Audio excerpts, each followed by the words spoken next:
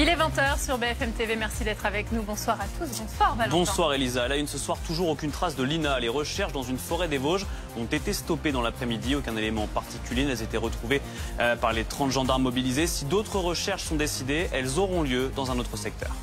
Faut-il craindre des représailles de Téhéran et de ses alliés envers Israël dans les prochaines heures? La France appelle ses ressortissants à quitter l'Iran au plus tôt. Alors que son chef Ismail Haniyeh était enterré aujourd'hui, le Hamas a appelé à une journée de colère ce vendredi. Il est définitivement le roi du judo. Teddy Riner a remporté son 3e titre olympique cet après-midi. Le judoka offre sa 9e médaille d'or à la France. Léon Marchand et Florent Manodou vont tenter ce soir d'en rajouter 2 de plus. Malgré 4 jours de recherche, Lina reste donc introuvable. Les gendarmes ont stoppé leur fouille dans l'après-midi. On va retrouver Florian Porras depuis Anould. Florian, c'est dans cette forêt vosgienne que se sont concentrées les recherches. Malheureusement, elles n'ont rien donné. Oui, fin de ce 4e jour de recherche ce vendredi, des recherches qui ont eu lieu toute la journée avec un dispositif de gendarmerie clairement allégé puisqu'il y avait ce vendredi seulement 30 gendarmes contre 80 ces derniers jours. L'objectif aujourd'hui, c'était de s'assurer que toute la zone avait correctement été ratissée pour éventuellement ce soir sonner la fin de ces recherches dans cette zone de la forêt d'Anould où les recherches se concentrent depuis plusieurs jours. Anould, c'est une petite commune des Vosges à une quarantaine de kilomètres de l'endroit où Lina a disparu en septembre dernier. Une forêt peu escarpée, fréquentée toute l'année par des randonneurs, mais une zone où les recherches ont tout de même été compliquées parce que d'abord c'est une forêt assez vaste, plusieurs centaines d'hectares, et puis avec beaucoup de végétation. Et puis difficulté principale évidemment pour les enquêteurs, c'est le suicide le mois dernier du principal suspect dans cette affaire, Samuel G, le 10 juillet dernier, avant même qu'il ait pu être interrogé par les enquêteurs. Désormais, il reste un travail important d'enquête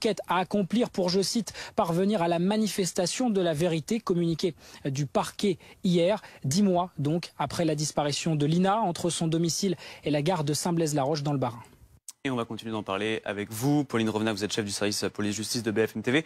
Pauline, est-ce qu'il va y avoir de nouvelles fouilles dans les prochains jours? Alors là, les recherches sont suspendues. Florian l'a expliqué, elles sont suspendues au moins pour le week-end. On nous dit que les recherches pourraient reprendre la semaine prochaine, pas forcément lundi, et pas forcément dans ce secteur, justement, parce qu'il a été très ratissé par les enquêteurs. Vous savez sur quoi ils se basent? Ils se basent sur les points GPS de la voiture dans laquelle des traces ADN de Lina ont été retrouvées. Combien de points GPS ont-ils en leur possession? Moi, je l'ignore. Là, ils ont exploré ces points-là pendant 4 jours. Il est probable qu'ils cherchent à explorer d'autres endroits dans le même département.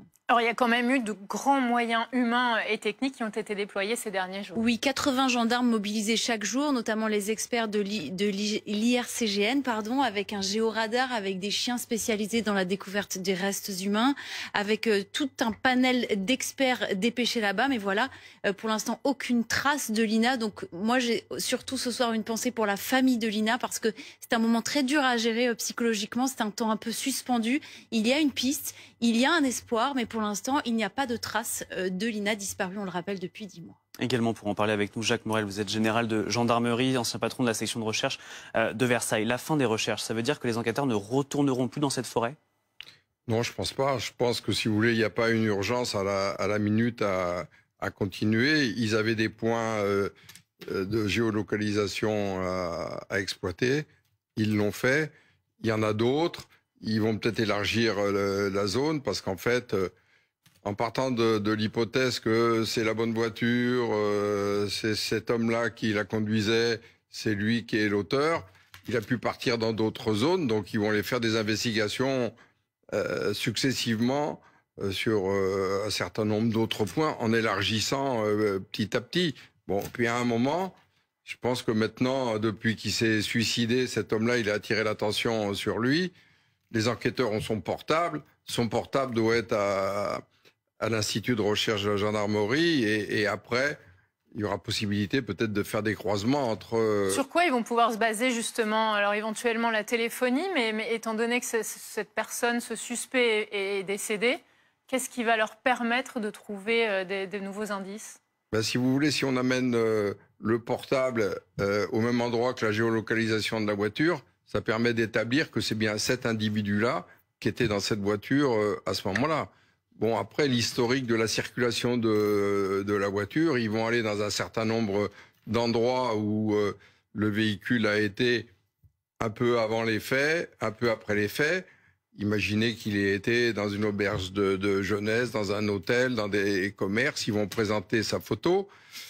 Il y a eu aussi, je ne sais pas si vous vous rappelez, mais il y avait d'autres jeunes filles qui avaient été importunées au moment où Lina a été enlevée. Il y avait eu des plaintes de la part de plusieurs jeunes filles qui avaient été abordées le matin de bonne heure par un homme. Bon, bah, avec la photo, il y a plein de choses à faire. Rechercher de l'ADN sur les vêtements qui se trouvaient dans le logement où il était. Il y a plein d'investigations qui vont être faites. Qui sont déjà en cours, mais dont on n'a pas la connaissance. Voilà, Probablement, c'est ce qu'on se disait avec Jacques Morel. Les enquêteurs ont sans doute plus d'indices qu'ils n'en donnent, et pour préserver l'enquête, et c'est évidemment nécessaire. Alors l'enquête, on le disait, a été relancée il y a quelques semaines avec la découverte de cette fameuse trace ADN de Lina dans cette voiture volée donc par Samuel Gonin, le principal suspect de cette disparition. Mais donc, on le disait, il s'est suicidé, cet homme, il s'est suicidé le 10 juillet dernier. Alors notre journaliste Maxime Brandstetter a pu interroger son ancienne compagne. Au début de leur relation, c'était en mars 2023. Il paraissait tout à fait normal jusqu'au jour où il lui a révélé sa bipolarité. Il n'avait plus le droit de visite de ses enfants. Son ex lui a interdit après le départ en Espagne pour protéger ses enfants. Donc là, ça a commencé à dégringoler son état, beaucoup de dépression, beaucoup de... Enfin, on voyait qu'il était nerveux, stressé. Il parlait plus beaucoup comme il avait l'habitude de faire, parce qu'il parlait tout le temps. Il parlait plus, il était stressé, nerveux. Et puis moi, le vendredi 18 août, j'étais partie dans la famille. Et je suis revenue le soir aux alentours de 18h30, 19h, un truc comme ça. Il devait rentrer du travail parce qu'il s'était trouvé un job pour l'été. Et là, je vais attendre toute la nuit parce qu'il ne rentrera pas. Et le lendemain matin... Donc j'ai appelé sa maman, enfin c'est elle-même qui m'a appelée, en me disant qu'elle avait retrouvé des lettres sur le pare-brise du camping-car chez eux. Et là, c'était les lettres de suicide à nouveau. Pauline Revenat, qu'est-ce qu'il faut retenir de cette interview de cette ancienne compagne de Samuel Gonin? Eh bien, grâce à elle, on comprend un peu plus ce phénomène de bascule. Elle raconte qu'ils se sont rencontrés sur les réseaux sociaux en mars 2023 et que c'était un homme cultivé, charmant, délicieux, et que quand il arrive pour habiter chez elle, c'est là qu'elle va découvrir ses failles, sa bipolarité. Il dort très mal la nuit et puis il rentre dans cette espèce de spirale. Il va arrêter les médicaments et ça, c'est très important. Et là, il va tomber dans une espèce de dérive, mais une dérive plutôt brutale, puisque elle l'explique, il disparaît le 18 août 2023. Je le rappelle, Lina, elle disparaît le 23 septembre 2023.